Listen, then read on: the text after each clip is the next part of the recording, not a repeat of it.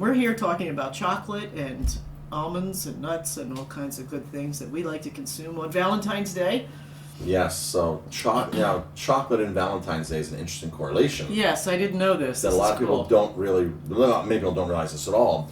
So chocolate, like I said in the beginning, was filled with a lot of antioxidants. A lot of lot of nutrition in chocolate, that's their big hype of it.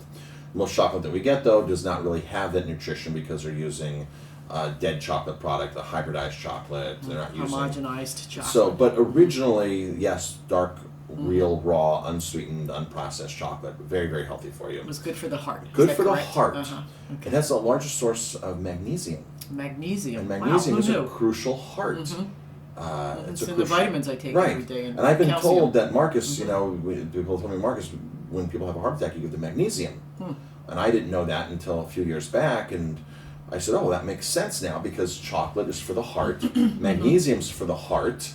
Valentine's Day is for the heart. Right. So there's no, this is, somebody planned this really, really well to market chocolate for a heart healthy nutrient food for a day of the heart. The heart.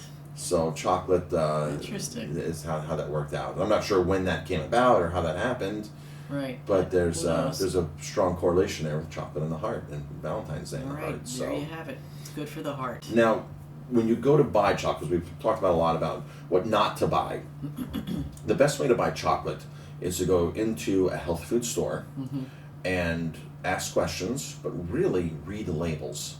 Reading labels is essential. And you might not even need to go to a health food store. You go to a store that has a health food row. A lot of mainstream grocery stores now have health rows. You know, they have a healthy aisle. Yes. And in some grocery stores, it's mixed in. They'll mix it in.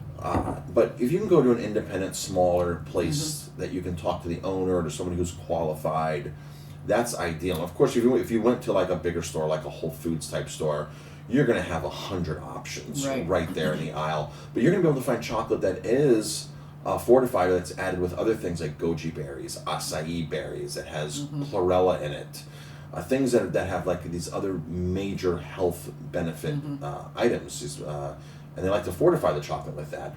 So, and then they're not going to really use either as much sugar, or they're going to use a different type of sugar, like the palm sugar I spoke about a little while ago. They're going to have alternative sweeteners for them. But if you like chocolate, go to one of these stores and take a look through and look at the back label and understand what you're buying. And you will be able to see the word organic on chocolate, not all chocolate, and you will be able to see fair trade on chocolate. Now the neat thing is, if you want to avoid African chocolate because of the downfalls of slave labor and very unfair labor and the whole system of African chocolate, they don't have an organic certification. So if you're buying something that's organic in the chocolate realm, it's going to come from South America. Okay. So that's your shirt out of avoiding African chocolate. Is there a logo specifically for fair? There are. I wouldn't recognize. There is a fair trade logo. Fair trade logo. What does it look like? Can you describe it? It's like a person, it's a drawing. A sketch of a person like holding a basket or something. You'll see once you see it, you're like, oh yeah, I've seen this logo before. Right, it says fair trade. And fair trade is a way where these companies that sign up for it make sure that they're paying their people that are the farmers more of a wage. It might not be much more, but it is more than other people are paying. So it does cost more, and fair labor is extremely important, especially for me. I want to make sure that everybody's getting compensated properly, and that I'm not serving food, or I'm not making money from people that are in a socially 9-year-olds who are living a life of drudgery. Right, and it like I said, like in the sugar plantations, once you're in there in Dominican Republic, you're in there for life. You go there at 20 years old, 15 years old, and you basically die there at 70. So Domino and these big sugar companies. Domino's is the hugest culprit of that. They're buying from these places.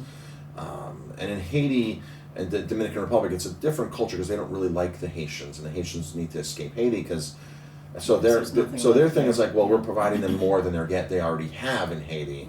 Whether that's true or not, they're still basically indentured servants that are living paycheck to paycheck, and that have to buy commodities from company-owned stores. That happens in the tomato world too, in Florida. Yeah. They give you a paycheck and they go, oh, You need to buy groceries. Well, here's the company store, and the groceries are an elevated price. Read The Grapes of Wrath, students, by John Steinbeck. This is nothing new. This began a long time, well, forever, actually. Forever. It's been around forever. And here in the States, we're trying to raise the standard of living for people, and we want it for everyone around the world. Right. And that's why there is such a discrepancy, and There's a discrepancy right here in America.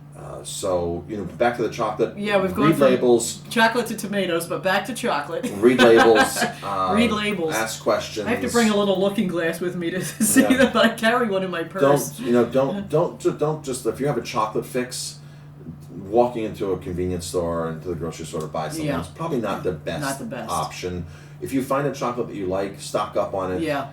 There's a difference. You can taste a real difference if you are a connoisseur and you check out different. There's a huge difference of quality of chocolate. There's a huge difference of textures, quality of Yes. chocolate. Absolutely. We buy chocolate powder that's almost 30% fat. Chocolate's a very high fat food. Yeah. And a lot That's of what people, gives a it lot that of chefs, when they flavor. buy chocolate powder, they just buy chocolate powder, whatever.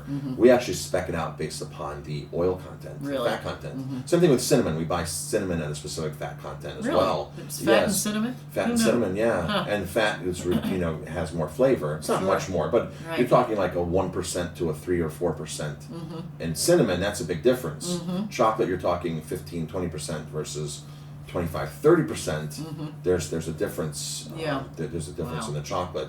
And when you open these bags of chocolate, it's amazing. We buy them in 20-kilo bags, which is almost a 50-pound bag Wow. of chocolate. We go through that much of it. And you open these bags, and just it's amazing the aromas that come out of that. I'll bet. Ooh, chocolate, cinnamon, you're making me hungry here. All right, well, it is, what time we got there? We don't have much time left, Mark. It's 8:55. Oh, my goodness. You know what? We're going to have to sign off today, folks, because we've talked about... a lot. Yes, we did, and very informative, as always, Mark. As always, yes. Appreciate you So coming see you in a couple weeks. And it's wonderful that you keep up on all this information and make sure that what we're getting in your restaurant is very good, healthy food.